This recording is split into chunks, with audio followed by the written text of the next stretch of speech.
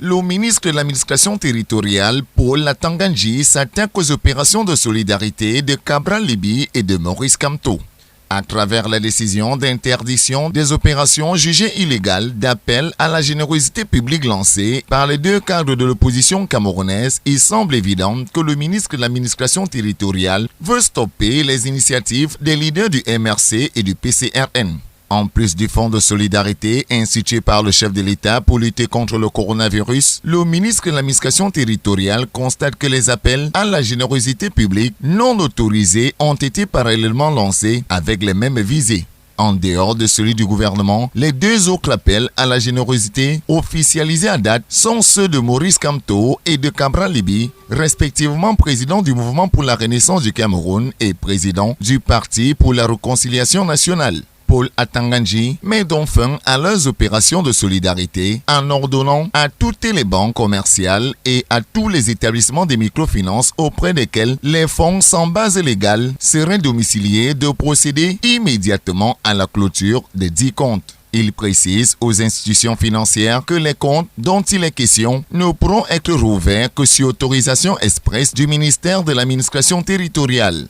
Les contrevenants s'exposent aux sanctions prévues par les tests en vigueur. Pendant que le ministre de l'administration territoriale dit mettre fin aux opérations lancées par les deux partis politiques de l'opposition, et selon nos sources, le dernier point de contribution fait le 7 avril 2020 avant l'interdiction de la collecte des fonds indique que le mouvement pour la renaissance du Cameroun avait déjà pu collecter au moins 212 487 000 francs CFA. Après la publication du communiqué du ministre Paul Atangandji et malgré les menaces, les contributions ont continué de plus belle avec près de 50 millions de francs CFA encaissés avant minuit. Selon Angélbert Lebondachua, qui s'exprimait sur les réseaux sociaux mardi à 20h30, le point de la collecte de ce mardi à 20h30 donne déjà 365 478 € collectés, soit 239 737 852 francs CFA. L'opération Suivi Cameroun, démarrée le lundi 6 avril 2020, a déjà permis de collecter, et selon les cadres du MRC, 262 millions de francs CFA à l'espace de 3 jours.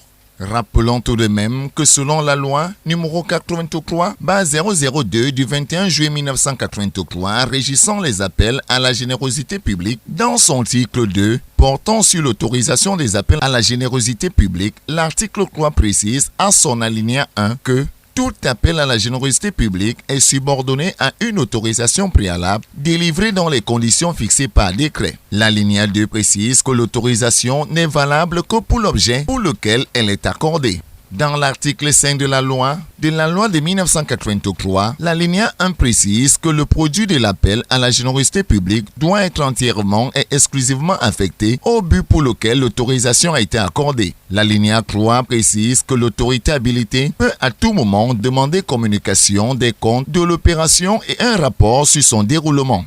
Il faut dire qu'avec ces précisions juridico-légales, l'affaire des fonds nous réserve encore sûrement plusieurs surprises dans les prochains jours.